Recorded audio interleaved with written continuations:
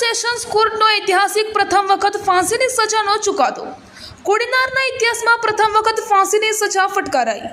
કોડીનાર તાલુકાના જંત્રાખડી ગામે 2 વર્ષ પહેલા ગૌસ્વામી સમાજની 8 વર્ષની માસૂમ સગીરા સાથે દુષ્કર્મ આચરી તેની કરપીણ હત્યા કરી મોતને ઘાટ ઉતારી દેવાના બહુચર્ચિત કેસમાં કોડીનાર સેશન્સ કોર્ટે આજે આરોપી શ્યામજીને દોષિત જાહેર કરી ફાંસીની સજા ફટકારવામાં આવી છે। જ્યારે કોડીનાર સેશન્સ કોર્ટમાં ઇતિહાસમાં પ્રથમ વખત ફાંસીની સજા ફટકારાઈ છે। કોડીનાર તાલુકાના જંત્રાખડી ગામની ગૌસ્વામી સાધુ સમાજની દીકરી પ્રથાબેન કૌશિકગીરી મેઘનાથીની તારીખ 12/6/2022ના રોજ શ્યામજી નામના નરાથમે પંખીની હત્યા કરી એક કોથળામાં લાશને આવારો જગ્યાએ નાખી દીધી હતી।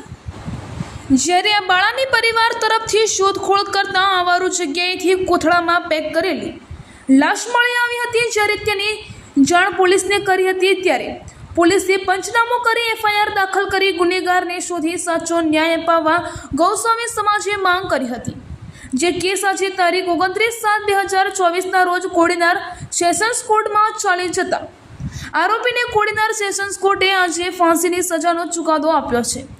જ્યારે ગૌસ્વામી સાધુ સમાજની દીકરી પ્રથાને આજે સાચો ન્યાય મળ્યો છે। જ્યારે સમાજમાં પણ એક ધાક બેસતો દાખલો પુરવાર થયો છે। રિપોર્ટર ચક્ષુ ગુજરાત ન્યૂઝની સાથે રમેશ ગીરી, ગૌસ્વામી, બનાસકાંઠા જિલ્લા બ્યુરો ચીફ।